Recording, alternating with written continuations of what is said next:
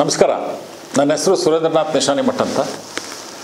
ಸಂವೇದ ತರಬೇತಿ ಹಾಗೂ ಸಂಶೋಧನಾ ಕೇಂದ್ರ ಅಂತ ಒಂದು ಸಣ್ಣ ಸಂಸ್ಥೆನ ದಾವಣಗೆರೆಯಲ್ಲಿ ಈಗ ಕಳೆದ 30 ವರ್ಷಗಳಿಂದ ನಡೆಸ್ತಾ ಬಂದಿದ್ದೀನಿ. ಇದರಲ್ಲಿ ನಾವು ಬಹಳ ಮುಖ್ಯವಾಗಿ ಒಂದು ವಿಷಯದ ಬಗ್ಗೆ ಸಂಶೋಧನೆಯನ್ನು ಮಾಡಿದ್ದೀವಿ, ಮಕ್ಕಳಿಗೆ ತರಬೇತಿಯನ್ನು ಕೊಟ್ಟಿದ್ದೀವಿ. ಈ ಅನುಭವದ ಮೇಲೆ ಹಾಗೂ ನಾನು ಇಲ್ಲಿ ತನಕ ಮಾಡಿರ್ತಕ್ಕಂಥ ಕೆಲವಾರು ಸಂಶೋಧನೆಗಳ ಮೇಲೆ ಆಧಾರವಾಗಿ ಕೆಲವು ವಿಷಯನ ನಿಮ್ಮ ಹತ್ರ ಹಂಚ್ಕೊಳಕ್ಕೆ ಬಂದಿದ್ದೀನಿ. ಮೊದಲನೇದಾಗಿ ಕಲಿಕೆಯಲ್ಲಿ ಸಮಸ್ಯೆಯನ್ನು ಅನುಭವಿಸ್ತಾ ಇರ್ತಕ್ಕಂತಹ ಮಕ್ಕಳಿರ್ತಾರೆ ಶಾಲೆಗಳಲ್ಲಿ.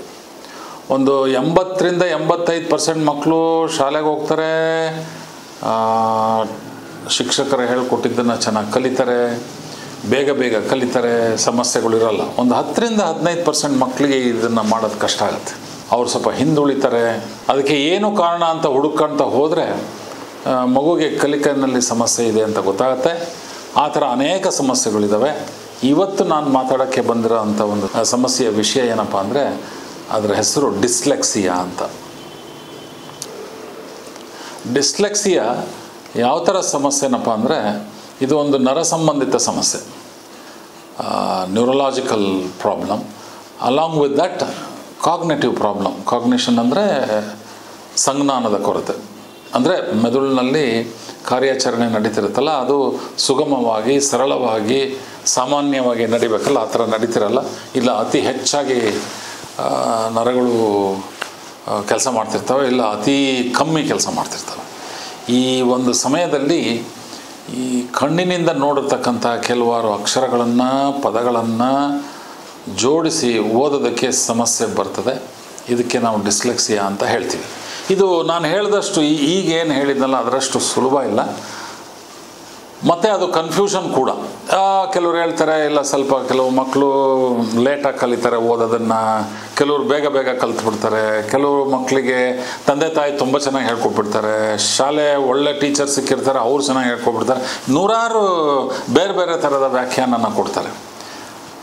ಇವ್ರಿಗೆ ಆ ಅಪರ್ಚುನಿಟಿ ಸಿಕ್ಕಿಲ್ಲ, ಹಾಗಾಗಿ ಈ ಮಗು ಓದ್ತಿಲ್ಲ ಅಂತ ಹೇಳ್ಬಿಡ್ತಾರೆ. ಕೊನೆಗೆ ನೀವು ಒಳ್ಳೆ ಟೀಚರ್ ಹತ್ರ ಟ್ಯೂಷನಿಗೆ ಕಳಿಸ್ರಿ ಅಂದ್ಬಿಡ್ತಾರೆ. ಏನೇನೋ ತಮಗೆ ತಿಳಿದಿದ್ದನ್ನೆಲ್ಲ ಹೇಳ್ತಾರೆ. ಏನೇ ಆದರೂ ಕೊನೆಗೂ ಈ ಮಗು ಅವ್ರು ಹೇಳಿದ್ದನ್ನೆಲ್ಲ ಕೇಳಿದ್ರು ಕೊನೆಗೂ ಒಂದು 3-4 ವರ್ಷ ಶಾಲೆನಲ್ಲೇ ಈ ಶಾಲೆ ಚೆನ್ನಾಗಿಲ್ಲ, ಇನ್ನೊಂದು ಶಾಲೆ ಈ ಟೀಚರ್ ಸರಿ ಇಲ್ಲ, ಇನ್ನೊಂದು ಟೀಚರು ಅವ್ರ ಹತ್ರ ಟ್ಯೂಷನ್ ಕಳಿಸು, ಏನೇನೋ ಪ್ರಯತ್ನಗಳನ್ನ ಮಾಡ್ತಾರೆ ತಂದೆ ತಾಯಿಗಳು. ಆದ್ರೂ ಕೂಡ ಓದೋದಕ್ಕೆ ಬರಲ್ಲ. ಅವರು ಆರ್ಥಿಕವಾಗಿ ಸಾಮಾಜಿಕವಾಗಿ ಚೆನ್ನಾಗೇ ಇರ್ತಾರೆ, ಯಾವ ಥರದ ಸಮಸ್ಯೆನೇ ಇರಲ್ಲ ಅವರಿಗೆ. ಮತ್ತು ತಂದೆ ತಾಯಿಗಳು ಎಜುಕೇಟೆಡ್ಡು ಇರ್ತಾರೆ, ಜಾಸ್ತಿ ಎಜುಕೇಷನ್ ಇಲ್ಲದೇ ಇರೋ ತಂದೆ ತಾಯಿಗಳು ಇರ್ತಾರೆ, ವಿಷಯಗಳನ್ನೆಲ್ಲ ಚೆನ್ನಾಗಿ ಅರ್ಥ ಮಾಡ್ಕೊಳ್ಳೋ ಕೆಪಾಸಿಟಿನವರು ಇರ್ತಾರೆ, ಪಾಠ ಹೇಳ್ಕೊಡೋ ಥರನೂ ಕೆಲವು ಪೇರೆಂಟ್ಸ್ ಇರ್ತಾರೆ, ತುಂಬ ಅವರನ್ನು ಟೀಚರ್ ಆಗಿರ್ತಾರೆ ಕೆಲವರು. ಇವರೆಲ್ಲ ಇಷ್ಟೆಲ್ಲ ಮಾಡಿದ್ರೂ ಓದೋಕ್ಕೆ ಬರ್ತಾಯಿಲ್ಲ, ಅಕ್ಷರನೇ ಗುರ್ಸಕ್ಕೆ ಬರ್ತಾಯಿಲ್ಲ. ಈ ಥರ ಸಮಸ್ಯೆಗೆ ನಾವು ಡಿಸ್ಲೆಕ್ಸಿಯಾ ಅಂತ ಒಂದು ಸಮಸ್ಯೆ. ಇದು ನ್ಯೂರಲಾಜಿಕಲ್ ಪ್ಲಸ್ ಕಾಗ್ನೇಟಿವ್ ಪ್ರಾಬ್ಲಮ್ ಇರೋವಂಥ ಸಮಸ್ಯೆ. ಇದು ತೀರ ಗಂಭೀರವಾದಂಥ ಸಮಸ್ಯೆ ಏನಲ್ಲ, ಆದರೆ ಅಕಸ್ಮಾತ್ ಅದ್ರ ಬಗ್ಗೆ ನಾವು ಕಾಳಜಿ ವಹಿಸಲಿಲ್ಲ, ಅದನ್ನು ಸರಿ ಮಾಡಲಿಲ್ಲ ಅಂದರೆ ಗಂಭೀರ ಆಗೋದಂತೂ ನಿಜ, ಗಂಭೀರ ಸಮಸ್ಯೆ ಆಗೋದಂತೂ ನಿಜ. ಯಾಕೆಂದರೆ ಮಗುಗೆ ಓದೋಕ್ಕೆ ಬರಲ್ಲ. ಇವತ್ತಿನ 21ನೇ ಶತಮಾನದಲ್ಲಿ ಓದೋದಕ್ಕೆ ಬರೆಯೋದಕ್ಕೆ ಬರದೇ ಇದ್ದರೆ ಅದು ಸಮಸ್ಯೆನೇ, ಅದು ದೊಡ್ಡ ಸಮಸ್ಯೆನೇ ಆಗುತ್ತೆ ಮುಂದೆ. 3ನೇ ಕ್ಲಾಸ್ನಲ್ಲಿ 4ನೇ ಕ್ಲಾಸ್ನಲ್ಲಿ 5ನೇ ಕ್ಲಾಸ್ನಲ್ಲಿ ಮಗು ಯಾಕೋ ಓದ್ತಿಲ್ಲ, ಯಾಕೋ ಬರಿತಿಲ್ಲ ಸರಿಯಾಗಿ, ಅವರಿಗೆ ಕಣ್ಣಿನ ಸಮಸ್ಯೆ ಇರ್ಬೋದು, ಅವರಿಗೆ ಕಿವಿ ಸಮಸ್ಯೆ ಇರ್ಬೋದು ಅಂತ ಏನೇನೋ ಮಾಡ್ತಾರೆ. ಡಾಕ್ಟರ್ಸ್ ಹತ್ರ ಕರ್ಕೊಂಡು ಹೋಗ್ತಾರೆ, ಅವರು ಕಣ್ಣು ಟೆಸ್ಟ್ ಮಾಡ್ತಾರೆ, ಕಣ್ಣೆಲ್ಲ ಚೆನ್ನಾಗಿದೆ ಅಂತಾರೆ, ಕಿವಿ ಟೆಸ್ಟ್ ಮಾಡ್ತಾರೆ, ಕಿವಿ ಎಲ್ಲ ಚೆನ್ನಾಗಿದೆ ಅಂತಾರೆ. ಇವ್ರಿಗೇನು ಆ ಥರ ಸಮಸ್ಯೆನೇ ಇರೋಲ್ಲ, ಆ ಕಣ್ಣಿಗೆ ಕಾಣಲ್ಲ. ಸಮಸ್ಯೆ ಇರೋದು ನರಮಂಡಲದಲ್ಲಿ, ಕಾಗ್ನಿಷನ್ನಲ್ಲಿ. ಆದರೆ ಹೊರಗಡೆ ಕಣ್ಣು ಕಿವಿ ಅದರಲ್ಲಿ ಯಾವ ಥರದ್ದು ಸಮಸ್ಯೆ ಇರಲ್ಲ. ಅದನ್ನೆಲ್ಲ ಟೆಸ್ಟ್ ಮಾಡಿದ್ರೂ ಏನೂ ಸಮಸ್ಯೆ ಇಲ್ವಲ್ಲ, ಮತ್ತು ಯಾಕೆ ಈ ಮಗು ಓದ್ತಿಲ್ಲ ಅನ್ನೋದು ಒಂದು ದೊಡ್ಡ ಪ್ರಶ್ನೆ ಆಗುತ್ತೆ. ಇದು ನ್ಯೂರಲಾಜಿಕಲಿ ಸಂಬಂಧಪಟ್ಟಿರ್ತಕ್ಕಂಥದ್ದು. ನ್ಯೂರಲಾಜಿಕಲ್ ಡಿಪಾರ್ಟ್ಮೆಂಟ್ ಅಥವಾ ಕ್ಲಿನಿಕಲ್ ಸೈಕಾಲಜಿ ಡಿಪಾರ್ಟ್ಮೆಂಟ್ ಇರೋಂಥ ಕೆಲವು ಹಾಸ್ಪಿಟಲ್ಸ್ನಲ್ಲಿ ಕ್ಲಿನಿಕಲ್ ಸೈಕಾಲಜಿಸ್ಟ್ ಆಗಿರಲಿ, ನ್ಯೂರಾಲಜಿಸ್ಟ್ ಆಗಿರಲಿ, ಅವರು ಇದಕ್ಕೆ ಸರಿಯಾದಂಥ ಒಂದು ಪರೀಕ್ಷೆನ ಮಾಡ್ತಾರೆ. ಈ ಪರೀಕ್ಷೆಯಲ್ಲಿ ಈ ಮಗುವಿಗೆ ಡಿಸ್ಲೆಕ್ಸಿಯಾ ಇದೆ ಅಂತ ತಿಳಿಸ್ತಾರೆ. ಏನು ಹಂಗಂದರೆ ಡಿಸ್ಲೆಕ್ಸಿಯಾ ಅಂದರೆ ಭಾಳ ಸುಲಭವಾಗಿ ಅದನ್ನು ಈ ಥರ ನೀವು ಅರ್ಥ ಮಾಡ್ಕೋಬೇಕು. ಇದು ಓದುವಿನಲ್ಲಿ ಬರ್ತಕ್ಕಂತಹ ಸಮಸ್ಯೆ. ಓದೋದು ಅಂದರೆ ಏನು? ಮುಖ್ಯವಾಗಿ ಎರಡು ವಿಷಯ. ಒಂದು ಡಿಕೋಡಿಂಗ್ ಅಂತೀವಿ, ಇನ್ನೊಂದಕ್ಕೆ ಕಾಂಪ್ರಹೆನ್ಷನ್ ಅಂತೀವಿ. ಡಿಕೋಡಿಂಗ್ ಅಂತಂದರೆ ಪ್ರಿಂಟ್ ಆಗಿರೋದು ಅಥವಾ ಕೈನಲ್ಲಿ ಬರೆದಿರೋ ಅಂಥ ಏನು ಅಕ್ಷರ ಇದೆ, ಪದ ಇದೆ, ಅದನ್ನು ನೋಡಿದ ತಕ್ಷಣ ಧ್ವನಿಗೆ ಕನ್ವರ್ಟ್ ಮಾಡೋದು. ಈಗ ನಾನೊಂದು ಉದಾಹರಣೆ ಹೇಳ್ತೀನಿ. ಅಲ್ಲಿ ಚ ಮ ಚ ಅಂತಿದೆ. ಚ ಮ ಚ ಅಂತಿದ್ದದನ್ನು ನೋಡಿದ ತಕ್ಷಣ ಚ ಗುರುತಿಸ್ಬೇಕು, ಮ ಗುರುತಿಸ್ಬೇಕು, ಚ ಗುರುತಿಸ್ಬೇಕು. ಎಲ್ಲದನ್ನು ಸೇರಿಸಿ ಚಮಚ ಅಂತ ಓದಬೇಕು, ಬರಲ್ಲ. ಈ ಮಗುಗೆ ಯಾವಾಗ ಈ ಥರ ಪ್ರಿಂಟ್ ಅಥವಾ ಕೈನಲ್ಲಿ ಬರೆದಿರೋದನ್ನು ಧ್ವನಿಗೆ ಕನ್ವರ್ಟ್ ಮಾಡೋಕ್ಕೆ ಬರಲ್ಲ, ಅದೇ ಮೊದಲನೇ ಸಮಸ್ಯೆ. ಅದಕ್ಕೆ ಡಿಸ್ಲೆಕ್ಸಿಯಾ ಅನ್ನೋದು. ಇದು ಮರಿಬಾರ್ದು ಯಾರು, ಭಾಳ ಚೆನ್ನಾಗಿ ಅರ್ಥ ಮಾಡ್ಕೋಬೇಕು.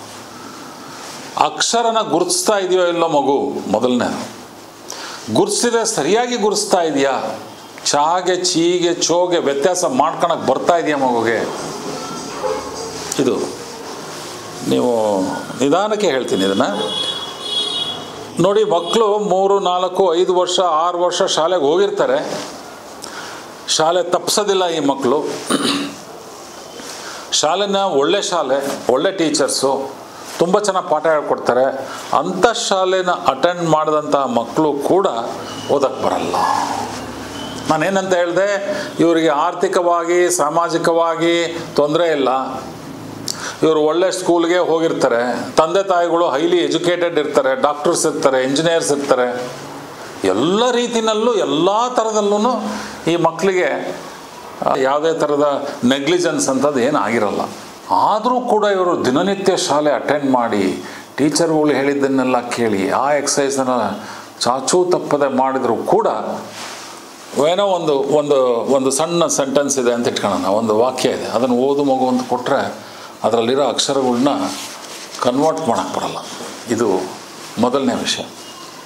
ಈ ಯಾವಾಗ ಮಗು ಬೆಳೀತಾ ಇರುತ್ತೆ 3ನೇ ಕ್ಲಾಸಿಂದ 4, 4ರಿಂದ 5, ಆವಾಗ ಒತ್ತಡ ಜಾಸ್ತಿ ಆಗ್ತಿರುತ್ತೆ ಮಗುಗೆ.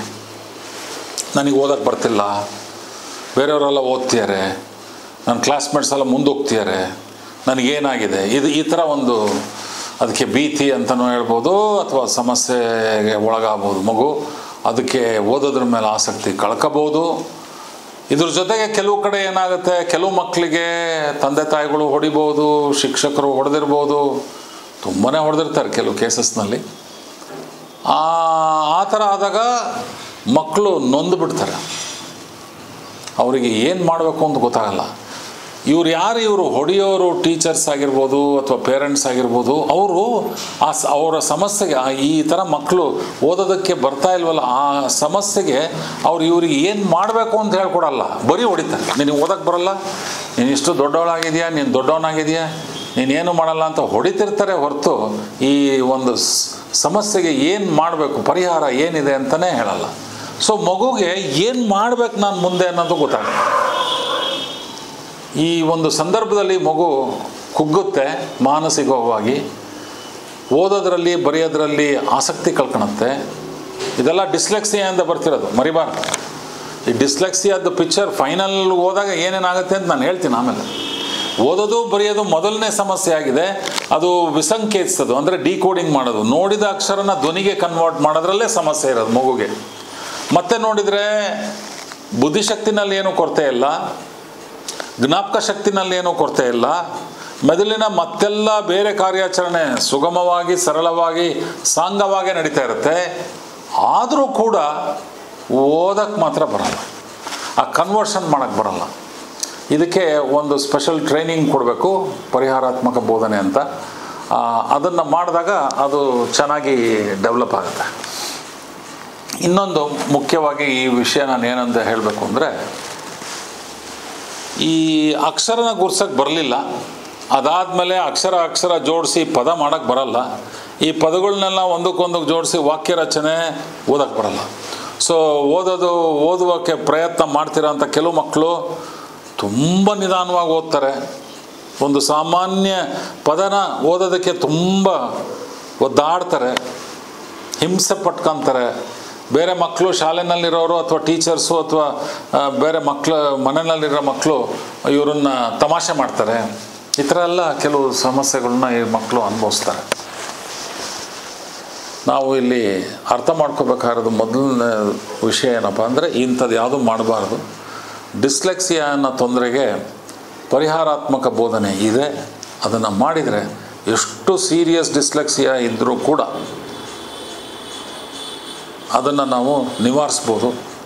ಇದಕ್ಕೆ ಬೇಕಾದಷ್ಟು ಉದಾಹರಣೆಗಳು ನಮ್ಮ ಹತ್ರ ಇದೆ. ನಾವು ಮಾಡಿದ್ದೀವಿ ಈ ಥರ ಮಕ್ಕಳಿಗೆ ಪಾಠನ. ಇದು ಪಾಸಿಬಲ್.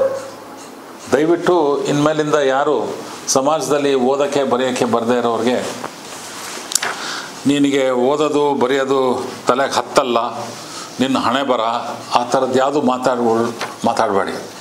ನಾವು ಟೀಚರ್ಸಿಗೆ ಯಾವಾಗ ಈ ಥರ ಮಕ್ಕಳಿಗೆ ಪಾಠ ಹೇಳ್ಕೊಡೋಕ್ಕೆ ಬರಲ್ಲ, ಇಲ್ಲ ಹೊಡಿತೀವಿ, ಇಲ್ಲ ಅವನ ಹಣೆ ಬರ ಅಂತೀವಿ, ಅವನಿಗೆ ಏನೋ ಒಂದು ದೋಷ ಇದೆ, ಅವನಿಗೆ ನೀವು ಯಾವುದೋ ಒಂದು ಪೂಜೆ ಮಾಡಿಸ್ಬೇಕು ಅಂತೀವಿ, ಹೋಮ ಮಾಡಿಸ್ಬೇಕು ಅಂತೀವಿ, ಅಂಥವೆಲ್ಲ ಹೇಳ್ತೀವಿ ಹೊರತು ಇದನ್ನು ಸರಿಯಾಗಿ ಯಾವ ರೀತಿ ಸೈಂಟಿಫಿಕ್ಕಾಗಿ ಯಾವ ರೀತಿ ಈ ಮಗುಗೆ ಪಾಠ ಹೇಳ್ಕೊಟ್ರೆ ಈ ಮಗುನ ನಾವು ಓದಂಗೆ ಮಾಡಬಹುದು ಅಂತ ಒಂದು ಸ್ಪೆಷಲ್ ಟ್ರೈನಿಂಗೇ ಆಗಬೇಕು. ಸಾಮಾನ್ಯ ಶಿಕ್ಷಕರು ಶಾಲೆಯಲ್ಲಿ ಓದ್ತಿರೋ ಆಮೇಲೆ ಶಾಲೆಯಲ್ಲಿ ಪಾಠ ಮಾಡ್ತಿರೋ ಅಂಥ ಶಿಕ್ಷಕರಿಗೆ ಇದು ಕಷ್ಟ. ಬಟ್ ಶಾಲೆಯಲ್ಲಿ ಪಾಠ ಮಾಡ್ತಿರೋ ಅಂಥ ಶಿಕ್ಷಕರು ಈ ಥರ ಸ್ಪೆಷಲ್ ಟ್ರೈನಿಂಗ್ ತೊಗೊಳೋದು ಭಾಳ ಮುಖ್ಯ. ಯಾಕೆಂದರೆ ಒಂದು ಶಾಲೆಯಲ್ಲಿ ಈ ಥರ ಟ್ರೈನಿಂಗ್ ಇರೋರು ಪರಿಹಾರಾತ್ಮಕ ಬೋಧನೆ ಮಾಡೋವಂಥ ಟ್ರೈನಿಂಗ್ ಒಂದು 2-3 ಜನ ಟೀಚರ್ಸ್ ಇದ್ದರೆ ಸಾಕು. ಆ ಶಾಲೆನಲ್ಲಿ 10-15% ಅಂದರೆ ಅಥವಾ 100 ಜನ ಇರೋ ಅಂಥ ಮಕ್ಕಳು ಶಾಲೆಯಲ್ಲಿ ಒಂದು 10 ಜನ 12 ಜನ ಈ ಥರದವ್ರು ಸಮಸ್ಯೆ ಇದ್ದವ್ರು ಇದ್ದರೆ ಒಂದು 2-3 ಜನ ಟೀಚರ್ಸ್ ಅದನ್ನು ಹ್ಯಾಂಡಲ್ ಮಾಡಿದ್ರೆ ಸರಿ ಮಾಡಿಬಿಡ್ಬೋದು. ನಾವು ಅದನ್ನು ನೆಗ್ಲೆಕ್ಟ್ ಮಾಡ್ತೀವಿ.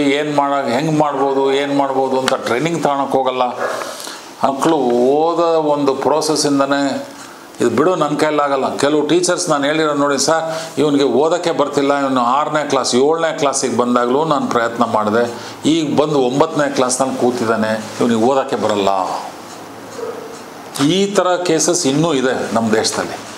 ಬೇರೆ ದೇಶಗಳಲ್ಲಿ ಇದಕ್ಕೆಲ್ಲ 50-60 ವರ್ಷದಿಂದನೇ ಸಮಸ್ಯೆನ ಬಗೆಹರಿಸ್ಕೊಂಡು ಒಂದು ಶಿಕ್ಷಣ ವ್ಯವಸ್ಥೆನಲ್ಲೇ ಈ ಮಕ್ಕಳಿಗೆ ಯಾವ ರೀತಿ ನಾವು ಏನು ಮಾಡ್ಬೋದು ಅನ್ನೋದಕ್ಕೆ ಹಲವಾರು ಉದಾಹರಣೆಗಳಿದ್ದಾವೆ. ಅವರು ಭಾಳ ಚೆನ್ನಾಗಿ ಅದನ್ನು ಹ್ಯಾಂಡಲ್ ಮಾಡ್ಕೊಂತ ಬಂದಿದ್ದಾರೆ.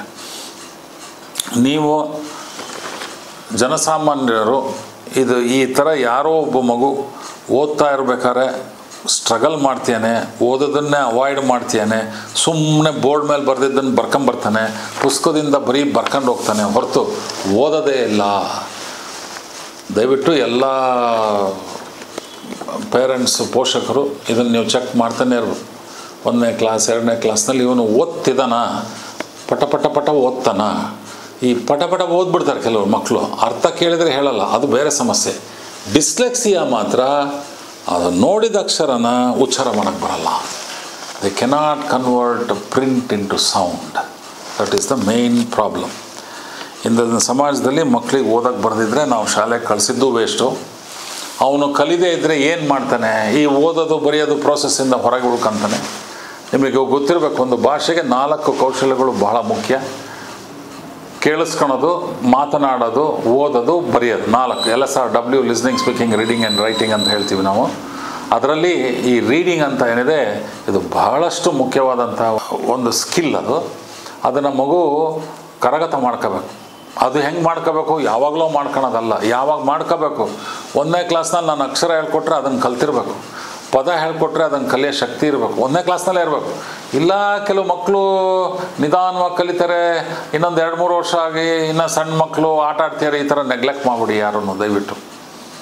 ಅವ್ರು ಮುಂದೆ ಸಮಸ್ಯೆ ತೋರಿಸ್ತಾರೆ. ಅದಕ್ಕಿಂತ ಮುಂಚೆನೇ ನೀವು ಕ್ಲಿನಿಕಲ್ ಸೈಕಾಲಜಿಸ್ಟ್ ಹತ್ರನೋ ಸ್ಕೂಲ್ ಸೈಕಾಲಜಿಸ್ಟ್ ಹತ್ರನೋ ಹೋಗಿ ಈ ಮಗುಗೆ ಡಿಸ್ಲೆಕ್ಸಿಯಾ ತೊಂದರೆ ಇದೆಯೋ ಇಲ್ಲೋ ಅಂತ ಪರೀಕ್ಷೆ ಮಾಡಿಸಿ ತಿಳ್ಕೊಳ್ಳಿ.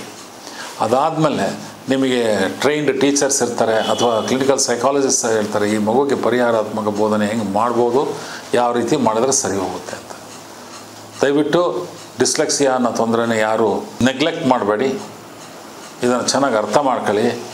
ಈ ನನ್ನ ಒಂದು ಎಕ್ಸ್ಪ್ಲನೇಷನ್ನಲ್ಲಿ ಇನ್ನೂ ನಿಮಗೇನಾದ್ರು ಸರಿಯಾಗಿ ಗೊತ್ತಾಗಲಿಲ್ಲ ಅಂದರೆ ನಮ್ಮ ಸಂಸ್ಥೆಗೆ ಬನ್ನಿ ಅಥವಾ ಇಮೇಲ್ ಕಳಿಸಿ. ಈಗ ನನ್ನ ಇಮೇಲ್ ಕೂಡ ಈ ಮಾತಿನ ಕೊನೆಯಲ್ಲಿ ನನ್ನ ಇಮೇಲ್ ಅಡ್ರೆಸ್ಸು ಕೊಟ್ಟಿರ್ತೀನಿ, ಅದಕ್ಕೆ ಇಮೇಲ್ ಮಾಡ್ಬೋದು. ಅಥವಾ ನೀವು ಯಾವ್ದಾರ ಒಬ್ಬ ಕ್ಲಿನಿಕಲ್ ಸೈಕಾಲಜಿಸ್ಟ್, ಎಲ್ಲ ಗೌರ್ಮೆಂಟ್ ಹಾಸ್ಪಿಟ್ಲಲ್ಲಿ ಸೈಕ್ಯಾಟ್ರಿ ಡಿಪಾರ್ಟ್ಮೆಂಟ್ನಲ್ಲಿ ಕ್ಲಿನಿಕಲ್ ಸೈಕಾಲಜಿಸ್ಟ್ ಅಂತ ಇರ್ತಾರೆ, ಅಥವಾ ನ್ಯೂರಾಲಜಿಸ್ಟ್ ಇರ್ತಾರೆ, ಅವ್ರಿಗೆ ಇದರದೆಲ್ಲ ಗೊತ್ತಿರುತ್ತೆ. ದಯವಿಟ್ಟು ಹೋಗಿ ತೋರಿಸಿ ಡಿಸ್ಲೆಕ್ಸಿಯಾ ಬಗ್ಗೆ ಹೆಚ್ಚಿನ ಮಾಹಿತಿಯನ್ನು ತಿಳ್ಕೊಬೇಕು ಅಂತ ಕೇಳ್ಕೊತ ನನ್ನ 2 ಮಾತಿಗೆ ವಿರಾಮ ಕೊಡ್ತೀನಿ.